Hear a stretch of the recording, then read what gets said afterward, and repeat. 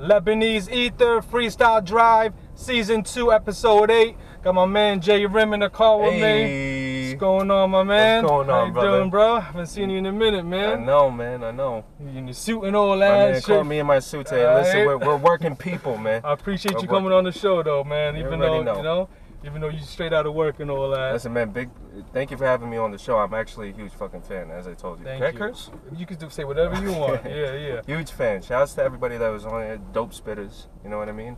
And very humbled and honored to be part of this today. Thank you, man. So, you know, we're linking up. I haven't seen you in a while. You were MC, you were producer. Yes, sir. You know, I know you as a producer originally, and you also spitting rhymes. You got an album coming out. You had a previous album that you worked on that you came out. Let's start from the beginning. Where you from originally? New York City? Which borough? Okay, I was born and raised in Queens, New York. Grew up in Sunnyside, Queens, just a little bit outside of Long Island City. I started doing music at the age of 7. Wow. So I saw my father playing the guitar one day. I seen it, I was like, that was cool. I want to learn how to do that. So I started writing songs, and hip-hop was always around me because I had older siblings. Okay. Listening to 90s hip-hop, so that was definitely a huge influence. And then fast forward, I started playing in bands. 16, I was going around. Like rock music style bands or everything, a little bit of everything. I was doing like everything from rock, blues, jazz, funk, whatever. Cool. But hip hop was always there. And it wasn't until later on when I would say 18, 19, that's when I started really getting into beats. Got into Pro Tools. That was my first introduction into engineering. That's what you know. That's the first thing you know me for. Exactly, true. And then the radio station, yeah. Right, and then after that, you know, I was making all these beats. I got my boys to. I was just like, yo, spit over this because I need someone to spit over my beats, and then I started writing rhymes because I was so used to writing songs. And then from there, I linked up with the Matrix Studios. Went there for a session, asked for a job, and the rest is history. Wow. Started doing some dope shit afterwards. That's dope, man. I definitely been listening to your beats and your tracks. Shit is crazy dope. I mean, you know, you start off with the Matrix Studio. Shout out DWI, you know what I'm saying? Major shout out to him. We was doing a radio show out there. You was engineering it. And I know you're always doing a session every time I'm there. Where's Jay Rim? He's in a session with some dope artists and shit. I know. So you started off at a really young age, you're saying. So you was writing songs before hip-hop songs, you were saying? Like lyrics? Actually, my first rap I ever wrote was at 9 years old.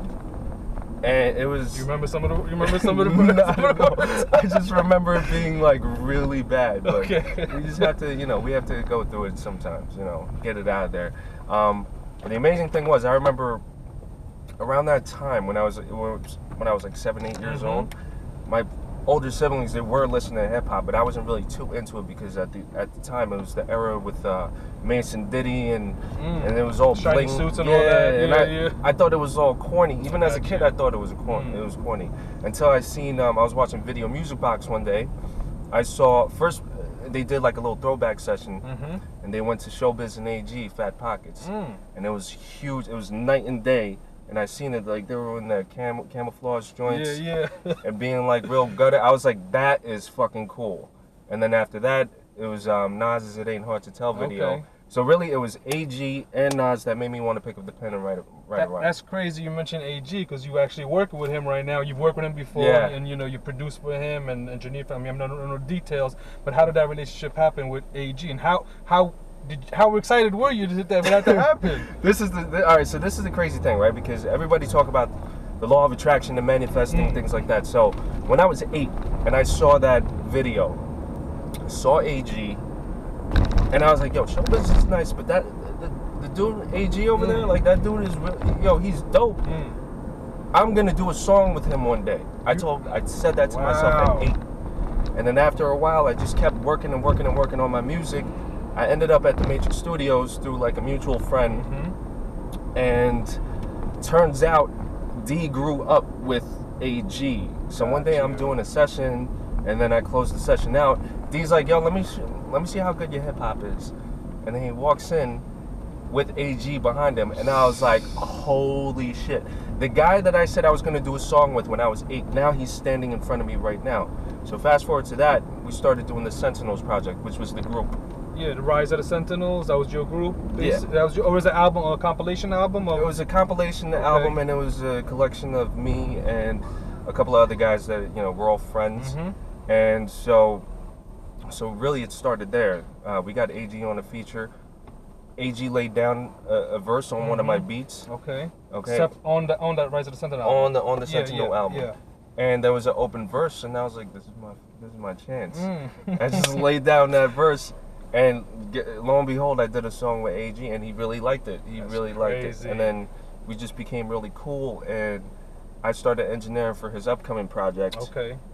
That was a great experience because I got to see how he works as far as like concepts and putting things together, and we would talk about conspiracies together. It was really dope, and like now he's like a good friend of mine. So nice. Shouts to AG, man. Shouts to AG, him. no doubt. No, that's dope. How was his response? Did you tell him that you said you was gonna work with him at 8 years old? Does he know that part? I don't think I ever told him that. Okay. I don't think I That's ever pretty told him crazy, that. yeah. Yeah, man. So, would you consider yourself you really started producing and engineering first and writing at the same time, or what came first, really? Really producing and engineering. I had no desire to be a rapper, but I've always been, when I was playing in bands, right? Like I dropped my cigarette. when I was I was making beats, but before that, when I was in bands, I was always like a lead singer playing guitar, so I was used to writing lyrics. I'm like, these are rap lyrics. It's like kind of this, but it was also a challenge. It's a whole nother level. You put metaphors and wordplay into it. I always appreciated that about hip hop. So then I saw my friends do it, and I was like, I could do that shit too. So I just started writing raps, and there you go. So you work with AG on your project and his project as well. I know you've worked with cats like Chris Rivers, Corey Guns. Who are some of the other artists you produced for or engineered for? Definitely Chris. Chris is actually a good friend of mine. Shout out to Chris Rivers, Big Pun's son. No doubt. Hellrel. Who else? Corey Guns. You said Young Dirty Bastard. Young Dirty Bastard. Nice, a lot of people, and there was also a lot of missed opportunities too. Okay, it happens, right? And in what way was the missed opportunities? Like just a set you weren't there, the session, like how, in what way? Okay, so I think if everyone's an artist watching this right now, I think everybody could totally relate, because when you really pursue your passion and your dream, like you're gonna go through a lot of highs and lows when it comes to, like, you get these spurts that you think you're gonna finally catch that big break, and then it falls through. And this is how it's always been for me, highs and lows. So the first thing was the Sentinels thing, right? So the Sentinels, we got the project out. We had all these dope features. I think we had a feature from Cortez and Hellrel and Chris and everybody. So we was rocking. We were playing shows, and we were opening for Fabulous, opening for Nori, and it was really dope. And I was like, yes, this is finally, things are starting to move, right? But then it fell through because the whole how egos can clash, and some people, their heart wasn't in it, and they just wanted to be a solo act, and there's nothing wrong with that. Understood. That was the first setback. Okay. Second setback. So I had 3 records with Chris. 2 of them were co-produced with Cardia the God. Shouts to Cardia, that's my brother. Shout out Cardia, no doubt. He's the one who actually linked me and Chris up the first time out. So huge credit to him goes there. And so, but the first record that I just 100% produced for Chris did really well. It came out really well. It was actually on the Medicated Consumption album. Oh yeah, nice. And it was rocking. We did like 20 streams on Spotify and iTunes and things of that. And we get a fucking cease and desist order from Sony. What? Yeah, because of the sample that I used. And they're like, if you don't want a lawsuit, you might want to just take that down. So I was like, God damn, all right. So a little setback. Another setback. Okay. But at this point, right, because there's many more setbacks along the way. And at this point, I was getting very bitter and very scorned, and I'm starting to second guess myself. And as a producer, as an artist, or just being in the hip hop game in general? Just me pursuing music in general. Okay. So this is the one that this is the straw that broke the camel's back for me. So I had one of my good friends was Fat Shah, and he was Lloyd Banks' DJ. So he was like, yo, Jay, you never told me you did music, and I never brought it up to him because I ain't no groupie. You know what I'm saying? Like I don't. So he knew you did engineering and stuff, or he just knew me as an engineer. Oh, got you. Okay. And I always spoke to him, and he would always tell me stories about G Unit, and I was like, oh, that's cool, man. But then when he found out that I rapped and I made beats, and he's like, yo, send me a beat tape. So I was like, all right, take advantage and shit. But at that point, right? At that point, because I was so discouraged, I kept putting it off. Finally, he's like, yo, Jay, I'm going on tour with G Unit, and I'm gonna be in the bus with them. So just give me a tape. You could just put together something quick, and I'll get it heard. And I was like, all right, whatever. What I got to move. So I sent him the beat tape. A week later, he calls me, right? And he goes, no. 2 months go by. He calls me. He goes, yo, Jay. I was like, yo, what's up? Yo, Shy, what's going on? Yo, how's the tour going? Yo, it's going great. Yo, by the way, Banks and Yayo, they're already writing to your shit right now. Oh, man. I was like, oh, shit, really? And he goes, yeah, listen, they're in London right now, and this is around the time where G Unit had that reunion a couple years back. Yeah. At Summer Jam, and they went on tour. And Shy was just like, yo, so they're in London right now. When they come back to New York, I'll bring you around, just so they get comfortable with you. Okay. And we'll take it from there. A week later, I get a phone call from my homegirl, April. And she's crying. I was just like, yo, what's going on? And she goes, Fat Shy didn't wake up in his sleep today.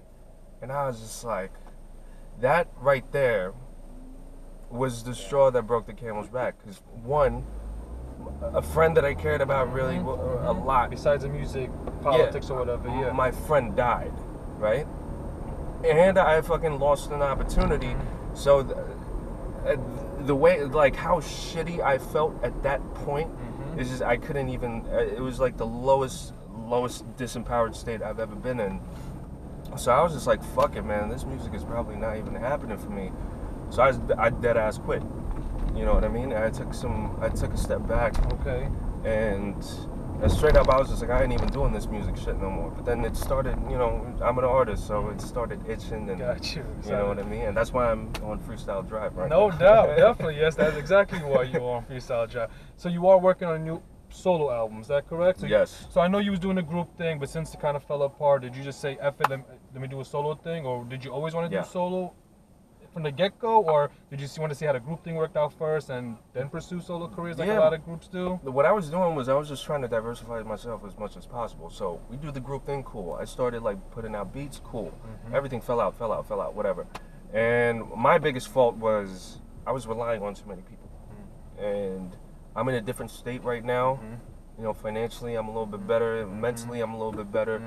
And so I feel like in my head, I was just like, fuck it, man. Like, I got all this shit pent up inside of me, and this project has to come out. Like, it just has to come out. The solo project. Solo project. So, came out. I started recording songs.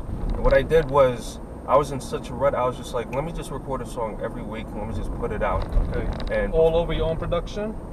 No. Okay. Because the thing was, what I want to do is, I don't have the time anymore. Because you're working right now. Yeah. And it's like 12 to 15 hours a day, so it's not even. But also, I got the luxury of being able to buy beats too. So. Okay. But also at the same time, I thought maybe you was one of those cats who only wants to rhyme over their own beats. I wasn't sure. Like some producers, they only want to, You know what's crazy? Like I've written over my own beats, but like I know that if I. When I get to that level where I'm actually going to be monetizing and actually become an artist, I'm going to have to spit over other people's beats. So nothing's wrong with that. If you feeling a beat, what's wrong? It's all good. Right. If I'm going to have to learn how to spit over other people's beats. So that's what I did. And so the project is called Food and Medicine. Food and Medicine. Okay. I was looking. You working on it, or that's the project you released? I'm working on it right now. Okay. Well, I mean, it's near completion. Okay. Right. You haven't released a solo mixtape or anything yet, just a couple of tracks on SoundCloud, but there's no official mixtape or anything like that. No mixtape at all, because this right here is. So what happened was I recorded 2 versions of that album. And Food and Medicine? Food and Medicine. There's another, like the stuff that on my SoundCloud was supposed to be on Food and Medicine. Okay. But I was just like, let me just release these songs, and there's a whole batch of other songs that was going to be Food and Medicine, but then I don't know, I just recorded another batch of songs. Using the same verses, just different beats, or totally different? Just totally different everything. Okay. So I came up with I was looking for the title for the longest time, and why did you name it Food and Medicine? It was a little bit after Prodigy's death. Okay. Right. So pretty recent you came up with the Pretty name. recent, okay. Exactly. And I was watching this interview, and it was before he got locked up, and he was talking about how he wanted to be a conscious rapper, and he always wants to talk about political things, about the government, and be more knowledgeable in his music, but he couldn't because his fan base is really like they're about that street gutter gangster shit. Stuff and all that, exactly. Yeah. And he didn't want to turn them off. Okay, so what him and Havoc used to say is, you got to mix the medicine with the food. So when you're eating the food, crush that pill in that applesauce. Exactly, like when you're feeding your dog or something. You know what I mean? Got you. Yeah. So I was just like, that perfectly describes my music, because for me it was the opposite, because I've always been conscious. And you know that from talking to me and Nancy. Shout out to Harriet Tubman, no doubt. She's out in Palestine right now. Existence is fucking resistance. No doubt. Fuck Donald Trump and all that shit. That's how we kind of got to know each other, through the radio show.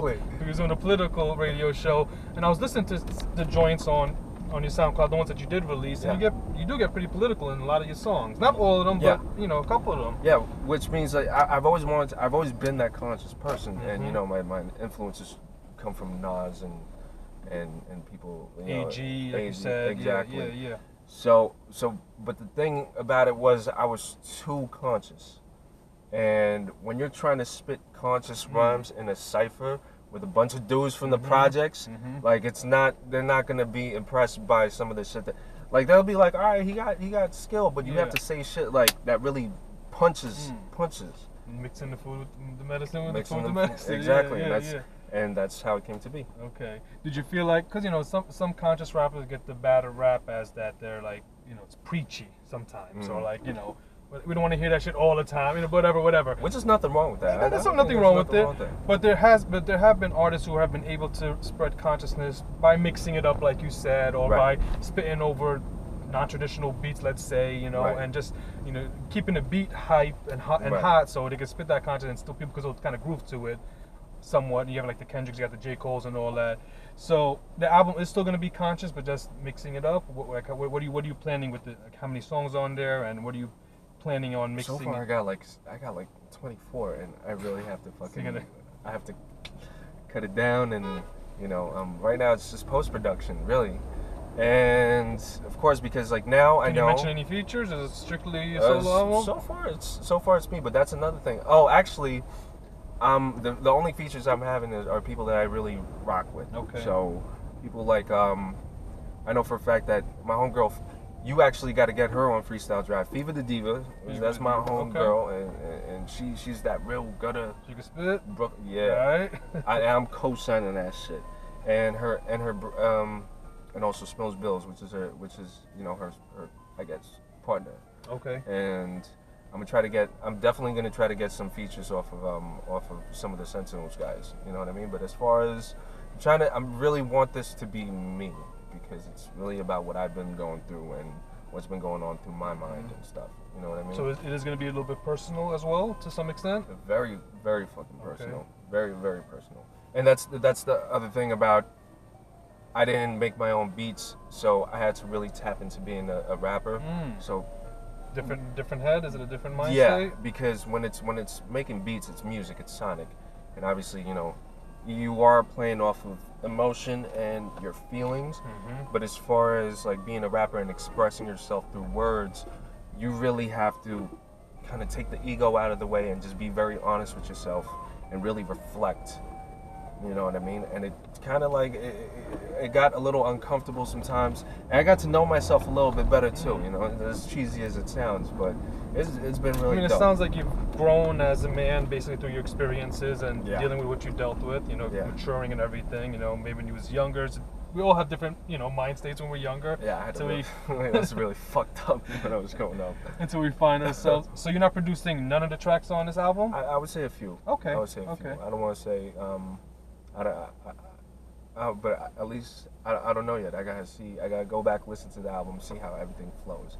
I am playing guitar on one of them. Wow. So okay. There's live music on it. Getting Wyclef on us? A little bit. Nice, man. So, I mean, another question I had. You're Korean American, is Yes, that sir. correct? Mm-hmm. So, what has been the response to you as a Korean American rapper spitting verses? Has there been receptive to the response? How would you, or As far to be honest with you, like I don't really think about it a lot, but the response has been very positive because at first no one ever tried to like, yo, what's this kid gonna do? You know what I mean? Like no one ever really hated anything like that. But once they hear what I have to say, they like people straight up come up to me and give me props, which I'm very thankful for and grateful for. Nice. And this is all just me being respectful to the culture. Like I understand that this is, and let's keep it funky. Like hip hop is a black person. It is black culture. No You doubt. know what I mean? So I would never do anything to violate, and I got the biggest respect for the history. You know what I mean? So really, like I wouldn't do anything to. I always think about. I think I was watching this Lord Jamar video, from Lord Jamar from Brand Nubian. from Brand Nubian, and he was saying like he was talking about white rappers, and he was saying, you know, they're a guest in the house of hip hop. And that's just kind of how I've always taken it. Like he is right, you know what I mean? And to be honest, like that's one of the reasons why, like I'm from Queens, and that's why I went to the Bronx. The home of hip hop. Like I had to prove myself. If the streets don't accept me, then I can't really, like in my heart of hearts, I can't really consider myself a hip hop artist or an MC. Like I grew up poor, I grew up in poverty, but it was fairly a nice neighborhood. I mean, if you go to the other side of the boulevard, there was some shit going on, but I didn't have to sling coke when I was coming up, you know what I mean? So just very respectful of the culture, and I care about it a lot, like a great deal. So you're not spitting coke rhymes in your album? Maybe metaphorically. I got you. Maybe metaphorically, you know, and that's the beauty of hip hop. It's lyrics. You could have so much fun with it once you actually tap in, you know. So Food and Medicine. Yes. When is any estimated release date? I'm aiming for October. October 2017. Really, but if not, the latest I want to do is probably like the beginning of next year. But I never want to rush, but at the same time, I don't want to just fall back too much. So I really want to stick with October. Nice. That's what we're hoping is going to be in October. That's what we're hoping. Me too. So you're still pursuing producing though. You still consider yourself a producer, even though you're doing this solo album. You're still producing on the side, or is that really on the back burner until? Yeah, I mean, I think I'm more of a producer now because I mean, I took on the role of being an overall producer. Like, I was just making beats, but now because of the whole engineering, producing, rapping, songwriting, now like I've evolved where like I'm helping other artists find their sound, and I think like a lot of my clients at the studio, because I'm still an engineer, you know, I think they could all pretty much say the same thing and vouch for me when I say like I'm in that Diddy, Dr. Dre type of mode. You know what I mean? I know how to structure things. And so, do you appreciate Diddy more now that you're older? You know, than at that time when you judging with the shiny suits and all that. Yeah, definitely. Especially the man has a vision. I mean, you can't deny it. You know, some of the music, I'm not too big of a fan, but you know, just what he does. I mean, he was the brains, even though he didn't physically make the beats. He was the brains behind, you know, all those Biggie albums, all the Total albums, Craig Mack, you know, and now French Montana. So, the man's a genius. No doubt. Can't be mad at that. Definitely, because I realize some of us, some 90s heads, or right, us cats who love that hip hop from the 90s. You know, we was hating on some of the artists that were releasing. Even like some people didn't like Jay-Z stuff. Some people didn't like it because it's a commercial. They're talking about this and that. But then now that I'm older, I really appreciate a lot of that New York sound, even if it's you know, whatever. At that time, you know, was commercial. I didn't even like Jay-Z when I was a kid because all I would see was his records with Mariah Carey and R. Kelly and things like that. He was doing the real sing-songy shit. I didn't get into Jay-Z until later on in life, and I was actually listening to his entire albums, and I was like, this man is actually, he's actually dope. Yeah, he's dope. Especially, definitely. Also, I was like in school when the whole Nas and Jay-Z beef happened. So you was Ether over Takeover? I was Ether all day, That's why I go by Lebanese Ether, man. Exactly. I was like, yo, I was hating on. I mean, I love Takeover. Don't get me wrong, but I'm Ether all the way. No, I'm sorry, man. Takeover had nothing against Venom. Ether. Those words are venom, Straight right up. there. Yeah, Straight up. Yeah. He said, name a rapper that I ain't influenced. That is so fucking true. So true. So who are some of your influences? You said AG, you said Nas. I want to hear some of the other cats who've influenced you in this music game. Don't even have to be rap necessarily. Who are some of your influences? Just like in music in general? Yeah. Okay, well we'll do someone asking for directions. What's up? You know where the Holland Tunnel is? You can go to Canal Street, which is a few blocks up, and then make a right. Make a right on Yeah, Canal, on Canal, and then it's on your left. The Holland Tunnel. Yeah, to Canal Jersey. Street, 2 blocks, make a right. It's like 2 blocks, maybe more, but you'll see a Canal Street. Make a right, and then stay on your left. Thank you. You're welcome. Jake, doing something positive every day. I thought he was about to interrupt there, you know, but it's all good. Okay. So where were we? My influences. Let's just get hip hop out the way. So Nas, Big Pun, Sean Price, who else? Jay-Z. Now, like, I got an appreciation for Jay-Z. Producer wise, I would say DJ Premier, Jay Dilla, Dr. Dre, definitely, Kanye, Just Blaze. Now, as far as like overall musicians that I love, first piece of music I listened to were the Beatles. I grew up listening to all the records my parents loved, so there was Marvin Gaye, Jimi Hendrix, Janis Joplin, and things like that. So I'm just and also I like to listen to other things. When I was digging for samples, I had to go through like all these old records. So, you know, I got an appreciation for like John Coltrane and you know, who else? Thelonious Monk. You know what I mean? Nice. Some old school jazz stuff. Yeah, yeah. I love music, man. Love music. Do you prefer sample-based producing? What's like when you do produce, or is it just whatever you're feeling at the moment? How would you? Whatever I feel at the moment, honestly. But sample-based it's a lot fun. It's more fun to do. I think it takes a special ear to take someone else's record, take a piece of it, and then just turn it into something of your own. You know what I mean? And I think it's very, very genius. The one thing I couldn't really master though was I'm better at it now, but you know, my drums were very basic. You know what I mean? It wasn't until I met Cardi. What does he call himself? Drums like no Mr. other. Drums like no other. I'm not even gonna lie, man. I am jealous of that man's drums. Like he got me into. He taught me how to stack drums, like different sounds. So the kick and the snare had more punch to it. So the first time he played me one of his records, it was like it was punching you in the face, and you felt it in your chest. And he was more intricate and with the swings. So I'm like right now I'm trying to train myself to be more of a drum-based producer. That's one of the things I tackle. But I always appreciate live music. Live music is live instrumentals and everything like right. that. Okay. There's nothing that even compares to that. You know what I mean? So before we get into the freestyle session, where can people check you out online? What's the best places? Check me out first of all on look me up on SoundCloud. That's J_RIM, JRIM, J_RIM on SoundCloud. You get all my music there. If you want to follow me on social media, that's J_RIM. JRIM. JRIM, RIM. Twitter, I think I haven't even checked my Twitter. It's like J_RIM_NY. And look out for Food and Medicine. Hopefully coming out October. Food and Medicine, JRIM. You know. We didn't talk about the name. How did you get the name JRIM? Were you going by a different name at one point, or that's my real fucking name. All right, the initials and everything. My real fucking name. No, JRIM. My name's Jason Rim. So I was just like, fuck it. A lot of people.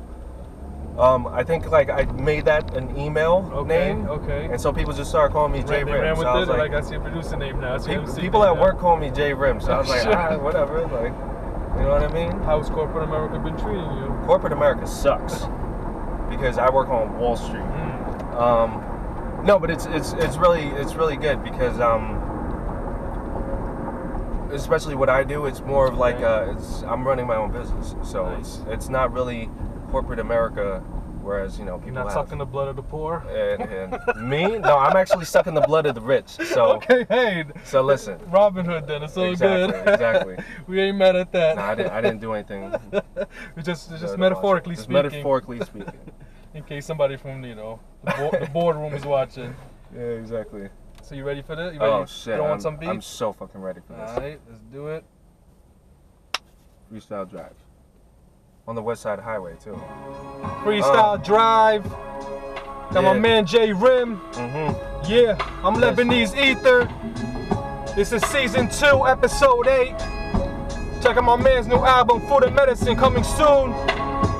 Yeah. Let's go. Love. Divine intervention caught the Holy Ghost. Prayers for the weak, I lay a body every monthly roast. How many rappers I expose like my shorty post? Only time will tell like oysters on my rolling smoke. Percocets, Vicodin, man, I only smoke. Just a matter of time before my generation overdose. I ain't a shooter, got no dojers, just some Corleones. Keep your wifey out the stool, run like 40 hoes. I run shit like 1%ers, peep the profile. I'm talking Carnegie's, Rockefellers, and Rothschilds. Catch me up at Sue's, we got the VIP rockin'. We see sections, you acting like we ain't poppin'. Stop knocking, this that music for that head boppin'. Brought my city back to life, you labels dead watching. You dead frontin' on my publishing point. So what I did, go independent, y'all can't fuck with my joint. I'm shameless with the plug, I don't care if you know. It's just me, myself, and I, that's relationship goals. I'm like psych, relationship goals. I work like VH1 bitches, I'm just playing these hoes. Pay no mind to all your bloggers every time that you speak. Swear you're soft to the bone like a calcium weak. A lot of rappers doing shows for some meal tickets.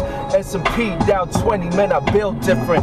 Yeah, and y'all could cover the rest. And BMI still frontin' on my publishing checks. Why I gotta still compete with these showcase rappers? Hit the stage, do my time, I leave you Cobain after.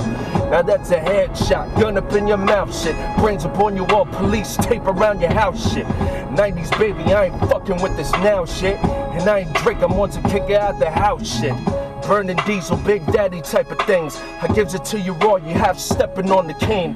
And I'm a rich youngin', surrounded by Mariah Careys. Packing ass fatter than the one Mariah carries. That means she J-Lo, nasty bitch, no halo. I moves into the side while I'm counting all my pesos.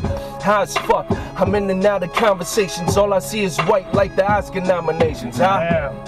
Damn, J Rim, J_Rim. You already fucking know, man. On Freestyle Drive, let's get into it. He's Lebanese Ether. Yes, I am. I'm J Rim. Food and Medicine coming out real soon.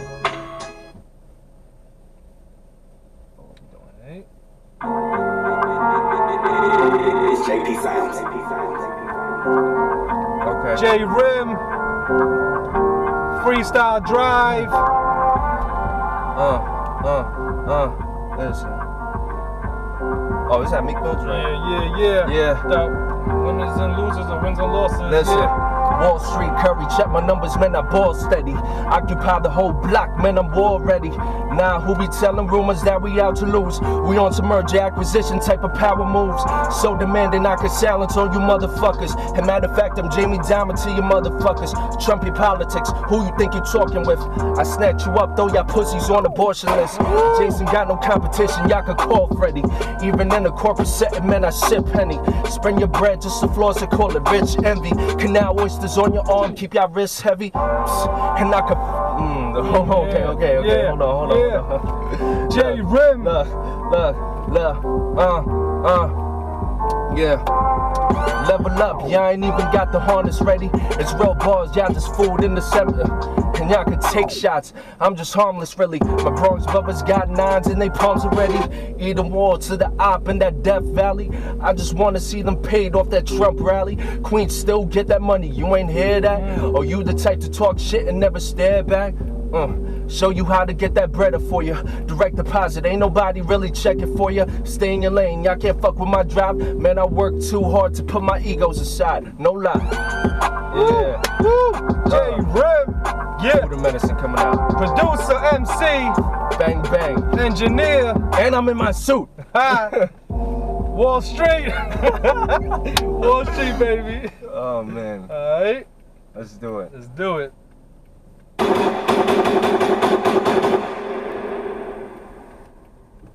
Yeah. Oh. Some classic hip hop for y'all.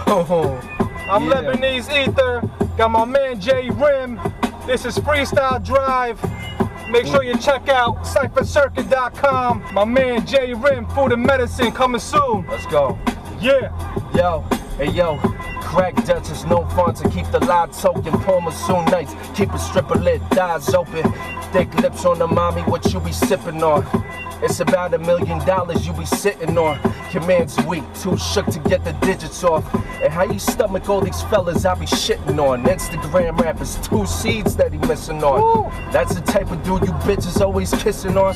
Hey, y'all the fillers, we vilify, yeah, we are the realest. Laughing when they bill us, we drop a yard and we off the dealers. Off the pillars, you off a pill when I'm off the fillers. 45s and shotties, I'm paranoid and the cops is killers. We consumers, how we went from kings to shooters. And just pimp the Virgin Mary, give a kiss to Judah. Kids be younger than me, all they know is Rugers.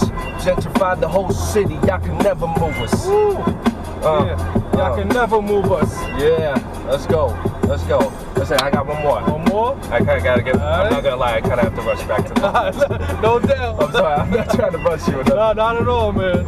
Let's do it, one more. I got one more 16. I got to talk. I got to tell what I feel. I got to talk about my life as I see it. Yeah. Oh. J Rim. Yeah. Listen. Yo, you some dumb down hoes. Reload, where's my title? You follow the snake apostle, get shower with all my hollows. I breathe ether, break bread with the grim reaper. I wipe Jesus' own blood off the street sweeper. Out of towners round here, man, you all soft. Cause how I gossip with my homies, they just gun talk.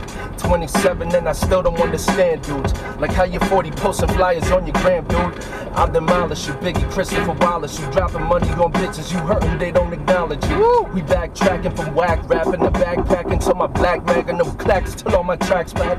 These hoes live it, they living lavish and dope sniffing. I'm done listening cause me and these haters both different. Dope flipping and touching Billy like Ho did it. Pole shifted, you miss your wave like your boat missing. Yeah. Time to get back to work. Time to get back to work. J Rim. Thank you, man. On Thank Freestyle you so Drive. Make sure you check him out on SoundCloud, IG, all of that. J Rim, J_Rim. Food and Medicine. Food and Medicine coming out hopefully October, but hopefully y'all liked what you hear. You know what I mean? And I'll be back when the album drops. No doubt, definitely, man. You know you're always welcome on the show. Yes, sir. Thank you for having me. Huge fan of the show, and honestly, I've been following you very closely. Thank you. And man, you grow it, man. Like this show, it really is taking off, and I love seeing, you know, one of my good friends doing something that he loves, and it's just prospering. Appreciate you know what I mean? Words, bro. Appreciate that. Man. Appreciate you being on the show. Yes, Keep sir. doing what you're doing. I'm happy that you overcame some of those obstacles and you're back, you know, doing what you love, man. Yeah. 'Cause I know you love this hip hop music. So I love it. Definitely looking forward to the project. One last question before we end. Indie versus major labels. What's your thoughts? How you want to continue being an independent artist? Are you down to sign with a major? I see you take shots at majors in some of your rhymes. Yeah. How would you? Let us hear about that. Independent all the fucking way, for a number of reasons. Number one, we have the internet, okay? Meaning that we got all these channels of distribution. So we don't, before you needed a label to put up the money, shoot a music video for you, put it on MTV, put it throughout the radio stations. Now you and your mans could actually, you know, shoot a music video real quick and just throw it up on YouTube. If you have the right viral marketing campaign, it could take off. Excuse me. And also, I mean, really all it takes is, like, you got to treat it like it's a business. Like it's your own startup business, meaning that, you know, what I do from Monday through Friday, you got to, I got to get as many clients as possible. As an artist, your job is to get followers and listeners, more importantly, not just followers on Instagram, but you gotta have fans, people who believe in you and people who are gonna follow you throughout your career and keep listening to your music. So if you have a core fan base, you just go out there and you just send your music out to whoever, all the blogs and all that viral marketing campaign. And most of it, you could do it for free. You know what I mean? But if you have some dollars, you know, because it actually does take money to do this. If you have some dollars to put some money behind it, that doesn't invest in yourself. Exactly. That's the number one investment you could actually make. Take it from me. I'm a money manager on Wall Street. That's the best investment you can make for yourself. And really, at the end of the day, I mean, do you really want to split money with a bunch of executives who don't give a fuck about hip hop, and you just line in their pockets with coin? You know what I mean? So really, my thing about it is, don't rely on nobody. Just have a team that really believes in you. Have a team that you trust. More importantly, have a team that you trust 100%, and just keep building it like it's a business. When you say build your fan base and cater to that fan base, you know? Exactly. And you know, the money will come. But I think one of the biggest pitfalls of artists is that, up and coming artists, is that they chase the money too much, right? Which there's nothing wrong with that. There's nothing wrong with chasing money and wanting to get paid. And obviously, this is something that you believe in and you want to be lucrative at some point. There's nothing wrong with that. Obviously, this is why we're doing this. But if you're not putting in the hard work and you're not willing to build it from the ground up on a grassroots level, then you know what's going to happen is you might just get that check from one of these labels, and you're just going to end up owing a lot of fucking money, and you're just going to have to keep putting money in their pockets before you even line yourself up with money. You know what I mean? So that's the whole thing about it. I say, don't deal with the corporate bullshit. Be a master of your own destiny. And just remember this. The reason why people don't succeed is not because they set their goals too high and hit. It's because they set their goals too low and hit. You got that? That means that the opposite of success is not failure. There's nothing wrong with failure and making mistakes. But the enemy of success is average. And that's the whole thing about it. So yeah, Indy, that's to answer your question. Nice. No doubt. Sounds good, man. Yes, sir. You heard it from J Rim, the man in the suit. You can't be wrong. I'll wear a hoodie and a wave cap next time. Next time, no doubt. Next time, you open your hood in Queens and shit. Yeah. Shout out to exactly. J Rim. Yes, sir. Thank you so my much. brother. Appreciate it, man. You already know. Peace.